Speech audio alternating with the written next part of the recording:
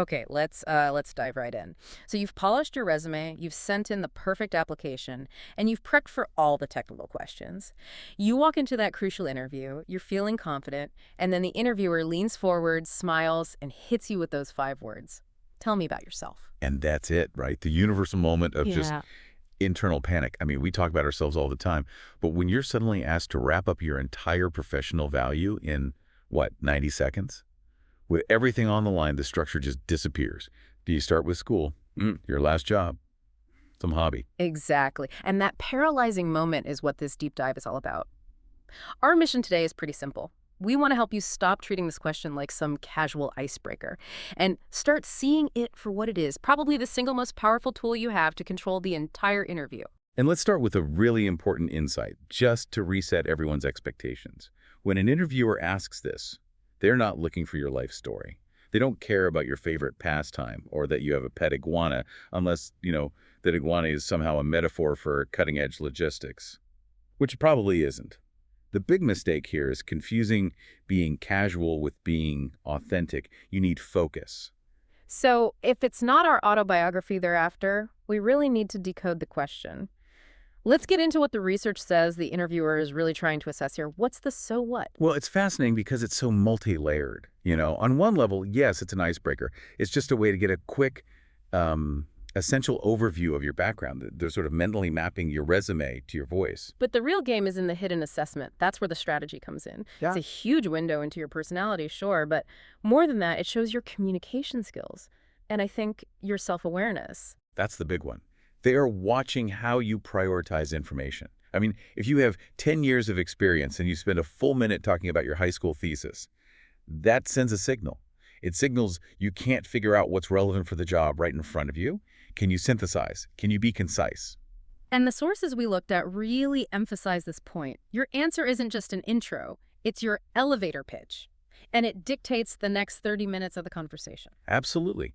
Think of it like a diagnostic tool. A compelling, relevant answer basically hands the interviewer a custom script for what to ask next. It leads them right to enthusiastic questions about your big wins. But a generic one. A generic, rambling answer. It risks getting you labeled as just okay. And it forces the interviewer to work harder, to drag the relevant details out of you. You're either making their job easy and directing the conversation, or you're making them do all the work. That distinction is so critical. Controlling the narrative versus just passively answering. Okay, so we know the answer has to be relevant and focused on achievements. But without a solid framework, even the best content can turn into a mess. So let's talk about structure, the tried and tested method. Right. The foundation of a successful answer is just absolute clarity. And the easiest, most logical story for an interviewer to follow is the past, present, future model. It creates a really seamless narrative of your career. Okay, let's break that down. You start with the past, but you said it has to be brief. Very brief. The past is just your origin story relative to this specific job, how you got here. So, for example, someone like William might mention his data analysis degree and a key internship that got him interested in data migration. That's it. It's context, not ancient history. And from there, you move right into the present. And this is the core of it, right? Correct. The present is your engine. It's what you're doing right now, and more importantly, your top recent accomplishments. So William doesn't just say, I'm a data analyst. Right. He says he led a migration project that cut costs, resulting in, say, $200,000 in annual savings. Specific, measurable results always win. And then the pivot, the future, this is where you connect your whole story directly to them. Exactly. It connects all the dots. You explain what you want to do next and why this specific job at this specific company is the perfect fit. William wants to get experience in fintech, which is why he's so excited about this particular fintech company. It shows you're being intentional. You chose them. That past, present, future model sounds brilliant for, a straight career path. But what about someone who's changing careers, someone pivoting from, say, teaching into tech? How does their past section not sound like a defensive explanation? That is a great question. And it's why these models are more like lenses, not strict rules. For a career changer, the past isn't about job titles. It's about the catalyst for the change and the transferable skills you gained. So you reframe it. You reframe it completely. You'd say something like, my years as a teacher really honed my communication skills, which I realized were critical for leading tech projects. You make the past immediately relevant. That's real mastery. You're not hiding your past, you're applying it. And speaking of what to include, the research also gave us that WEP formula, which is another great way to filter your content. The WEP formula is fantastic for just balancing your priorities. The W is for work. That should be the bulk of your answer, maybe 80% focused on your experiences and achievements. E is for education, maybe 15%. That's your degree, key certifications, things like that. Which leaves that last 5% for P, personal. And that P is so misunderstood. It's not about your favorite TV show. The personal part should only be for relevant interests that complement your professional side. A developer mentioning they contribute to open source projects, for instance. It shows you're passionate, that your work ethic is real, not just something you turn on from 9 to 5. It's the difference between saying, I like to code, and showing, I'm the kind of person who codes for fun. Precisely. And remember, WEP is flexible. A recent grad might have an answer that's almost all education and personal projects because their work history is just getting started. The focus is always on what you can do. Okay, so that moves us nicely into content constraints. We have the structure, we have a way to balance the content, but we have to talk about the hard limits. What absolutely has to be in there, and what's the absolute time limit? Well, the checklist is pretty straightforward. A quick intro, name, and background. Your relevant professional history and top skills. You have to include one or two of those big measurable achievements we talked about. And then you wrap it up with your enthusiasm and how your goals align with the role. But the biggest mistake most people make is trying to fit 10 minutes of content into that tiny window. We really need to stress the brevity part. This is non-negotiable. This is where most answers just fall apart. 1 to 2 minutes, maximum. That's it. That's it. If you're pushing 3 minutes, you're eating into their time, you're probably repeating yourself, and you're showing a total lack of focus. Rambling is the enemy. We saw that perfect contrast in the materials, didn't we? The bad example that starts with, well, it all probably started when I was a kid, and at 9 I got my first computer. You've already lost them. You've started in the wrong decade. Yeah. You need that concise, structured approach, like the example of Kate. She starts with, sure, I'm Kate, and I've spent the last 4 years as a cybersecurity specialist.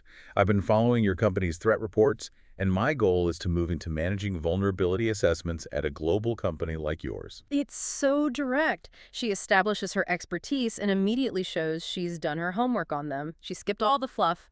No kindergarten, no irrelevant first jobs, just the key selling points. And that level of precision brings us right to the advanced strategy. Once you have the structure down, the next level of mastery is all about customization and knowing your audience. Customization is everything. You have to tailor your answer not just to the job description, but to the company, its culture, its challenges. You have to do the research so you only talk about the things they actually care about. And this is where transferable skills are so powerful. You know, a content writer applying for a social media job shouldn't talk about their long-form articles. They should talk about their successful social media campaigns. It's about connecting the dots for the interviewer. Okay, and this is where it gets really interesting. This was the high-value nugget that kept coming up in the research. No, Yeah. your audience.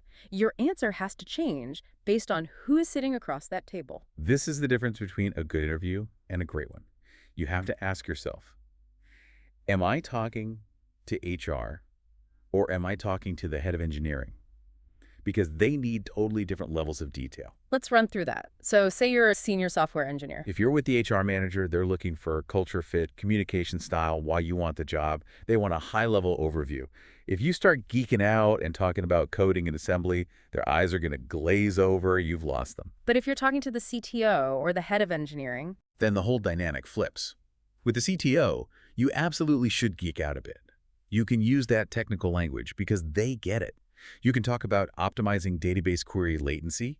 You're speaking their language, and it shows your technical depth. it's not about having one memorized answer. It's about having a core story that you can filter for technical detail. And that brings us to preparation versus memorization. The sources were very clear about this. Prepare your points, organize your structure, but please do not memorize your answer word for word. Memorization is a recipe for disaster. The second they interrupt you or you forget one word, the whole thing can fall apart. You have to be adaptable. If they go off script, you have to be ready to pivot. For instance, if you mention you were a project manager for 6 months, you have to be ready for them to jump in and ask about it. Your structure should actually invite the questions you want to answer. And finally, let's just hammer home 2 non-negotiables that apply to the whole process: professionalism and honesty. Professionalism is key. This is not a therapy session. Avoid getting overly personal, like saying you're moving because of a bad breakup. You frame it as seeking new professional opportunities. You always pivot back to your qualifications. And just be 100% honest. Don't exaggerate your skills or your experience. The truth almost always comes out, whether it's in a reference check or on the job, and the damage to your reputation is so much worse than just being upfront. That was a really thorough breakdown. So, okay.